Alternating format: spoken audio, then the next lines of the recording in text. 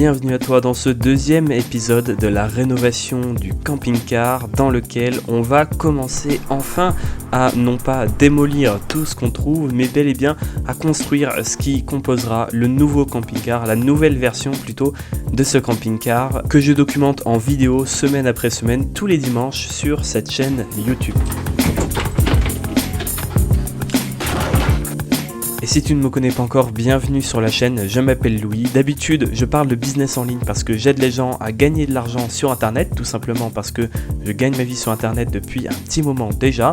Mais aujourd'hui, dans cette série, on parle de liberté plus généralement grâce à ce camping-car qui est pour moi un super outil pour évidemment devenir plus libre, ce qui est une des valeurs fondamentales du business en ligne selon moi. Donc si ça t'intéresse, évidemment, n'oublie pas de t'abonner.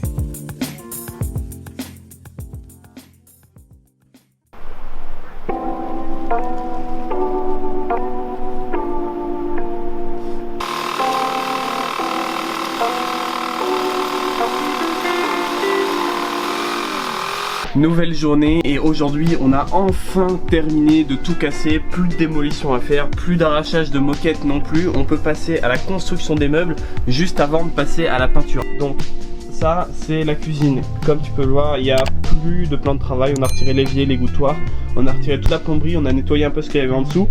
Là il n'y a plus les plaques de gaz qui sont juste ici. On va pouvoir mettre le nouveau plan de travail, donc il y aura une partie ici de 90 cm et une partie ici d'1,90 m. Il n'y a plus non plus de penderie, donc ça c'est pareil, ça va dégager. Et là on va devoir reconstruire ce meuble ici, reconstruire un petit meuble là-haut, également construire tout un nouveau sommier, donc on a acheté un sommier qu'on va tailler. On va devoir fixer ça comme ça à peu près pour attacher le nouveau sommier. Donc voilà, c'est le programme, on a tout cassé, maintenant on doit juste tout reconstruire et une fois que ça sera fait, on pourra passer à la peinture et après la peinture aux finitions. Donc là ça sera à peu près comme ça. Alors il n'y a rien qui est fixé encore, hein. C'est juste pour regarder un peu comment ça va rendre. Donc on aura les deux côtés qui vont venir fermer ici. Ça en dessous en fait ça sera plus comme ça sera dans la continuité de ça. On va mettre des tasseaux qu'on a récupérés qui vont venir juste en dessous, continuer jusqu'en bas. Et en bas, ça fera la jointure avec ça. Ce qui fait que ici, comme il y aura toute la partie électricité avec le convertisseur et tout qu'on va installer, on va pouvoir faire sortir les prises ici. Et donc là, ce sera en fait, en bas, on aura la place pour brancher tous les chargeurs de drones, d'appareils photo, de caméras, de téléphone. Donc là, ce sera vraiment la partie recharge électrique. Comme ça, c'est juste à côté du bureau et on peut l'attraper quand on fait le montage, quand on a besoin des caméras, etc. Et en haut, on va pouvoir mettre une penderie avec une tringle en fait qui sera comme ça et qu'on pourra tirer, sortir pour prendre les vestes et manteaux. Et là-haut, je sais pas encore ce qu'on va faire, mais on va bien trouver une idée. Donc ça prend pas mal de temps de découper à la bonne taille, de faire les petits détails pour faire passer les câbles. Mais je pense que ça va être pas mal et on a vraiment bien fait de casser la penderie qui était là, puisque là du coup c'est vraiment très ouvert et j'ai vraiment hâte qu'on puisse installer le plan de travail de la cuisine. Ce sera à la fin parce qu'on devra le faire après la peinture, mais normalement d'ici une semaine ça devrait commencer à ressembler à quelque chose.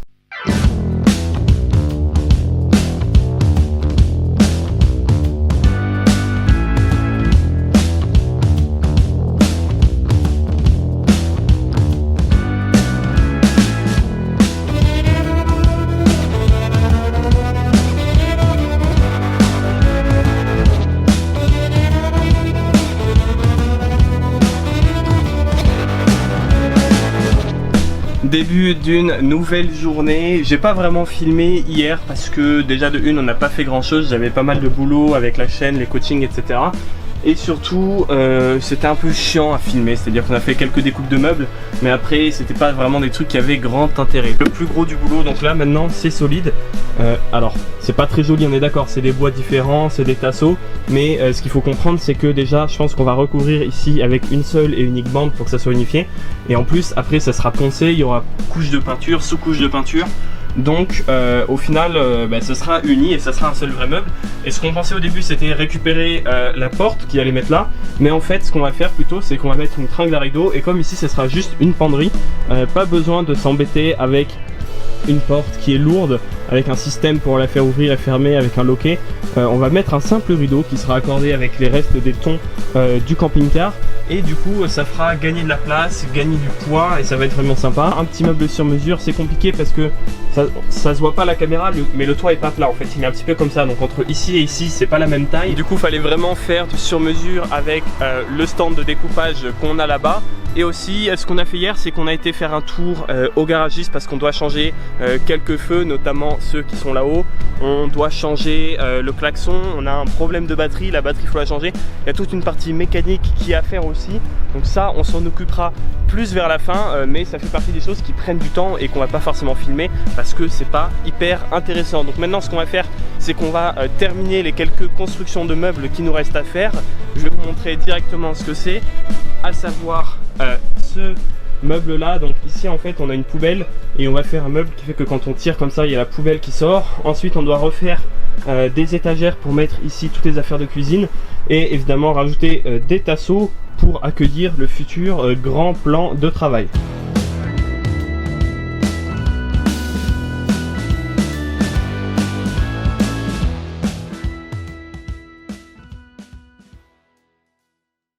Ça y est, je viens de finir cette pièce de bois. Le seul endroit où il fallait pas se planter, c'était dans les dimensions parce que comme tu le vois ici, c'est pas droit, c'est pas parallèle.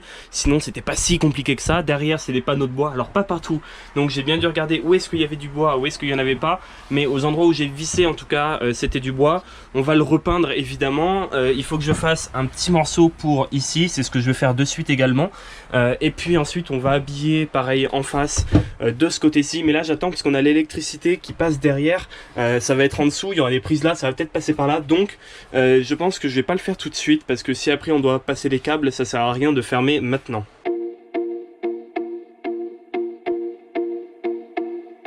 Nouvelle journée, aujourd'hui on passe enfin à la peinture. Alors qu'est-ce que vous avez raté hier?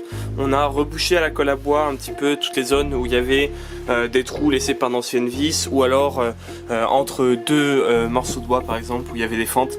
On a rebouché tout ça, donc là on va pouvoir pincer pour avoir un résultat bien lisse et ensuite passer à la peinture. On va essayer de peindre tout l'intérieur, de peindre les portes de placard aussi. Ce qu'on a fait, c'est qu'on a pris de la sous-couche et après on a pris de la peinture spéciale stratifiée vert, donc quelque chose qui est censé accrocher dessus sans sous-couche. Donc normalement avec une sous-couche ça devrait être vraiment pas mal.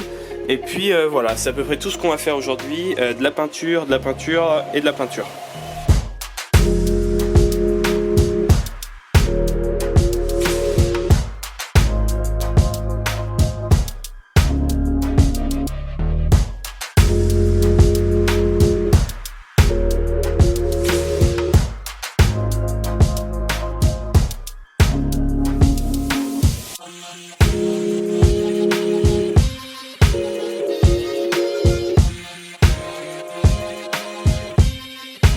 Mais avant de commencer la peinture, la première étape auquel on ne pense pas souvent et qui est pourtant la plus chronophage, c'est de mettre du scotch de masquage absolument partout pour éviter de repeindre des choses que tu n'aurais pas envie de peindre. Comme tu peux le voir sûrement à la peinture que j'ai dans les cheveux et un petit peu partout sur moi, on a bien avancé et on a quasiment terminé la sous-couche. Donc là c'était la salle de bain qui était un joli rose juste avant et on a passé la première couche de sous-couche. Alors peut-être qu'il y en aura plusieurs mais on ne sait pas encore et pour l'instant laisse-moi dire que je suis plutôt satisfait. Ça rend déjà pas mal, ça change vraiment l'aspect vieux du camping-car. Alors ça c'est la partie que je vais commencer à faire tout de suite, mais on a fini toute cette partie cuisine, cette partie salle de bain et ça rend un côté beaucoup plus propre. On voit aussi moins les différences entre les nouveaux et les anciens meubles qu'on a construits. Donc on a passé énormément de temps à mettre du scotch un peu partout de la bande pour éviter de peindre tout simplement ce qu'on n'a pas envie de peindre. Et ça rend plutôt pas mal. Ce qu'on va faire c'est que on va laisser sécher cette sous-couche. On va bien entendu terminer de mettre une sous-couche partout dans le van. Alors on a peint les murs ici, on ne sait pas encore si on va mettre de la peinture blanche, si on va mettre des crédences, si on va mettre du lambris blanc et des crédences. Mais là franchement ça commence déjà à rendre pas mal et j'ai hâte de pouvoir mettre le plan de travail, la cuisine. Ça avance petit à petit mais ça avance quand même.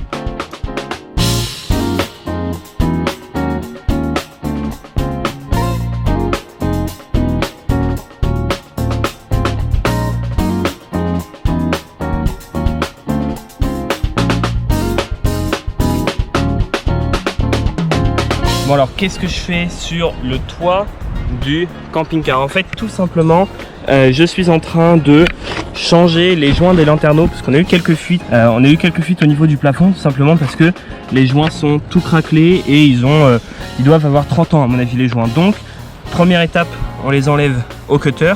Deuxième étape, on rince avec un petit peu d'eau et de produit vaisselle pour que ce soit vraiment propre, nickel.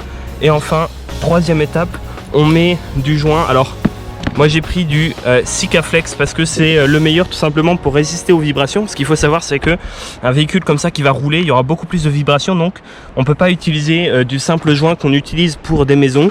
Donc c'est pour ça que je prends celui-là, apparemment c'est celui qui marche le mieux. Donc là j'ai commencé à enlever un petit peu les joints et on va devoir faire ça surtout de ce niveau là du toit parce que c'est là-bas que les fuites viennent.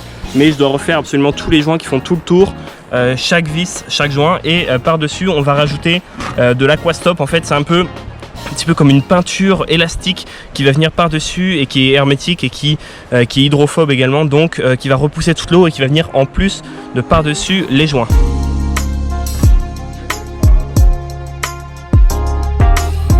C'est tout pour l'épisode d'aujourd'hui, mais dans la semaine prochaine, on va faire des choses vraiment intéressantes, comme par exemple commencer à poser la cuisine. Au moment où j'enregistre cette voix off, sache qu'elle est déjà posée, donc si tu veux suivre en direct l'avancée des travaux, ça se passe sur mon Instagram, @laborde_Louis. Tu devrais me trouver normalement, et évidemment, n'oublie pas de t'abonner pour ne pas rater la vidéo de la semaine prochaine, qui est quand même bien plus détaillée que ce que tu pourrais voir sur Instagram. Moi je te remercie, je te dis à tout de suite sur Insta si tu as des questions ou que tu veux m'envoyer un message, et sinon je te dis à la semaine prochaine pour la vidéo.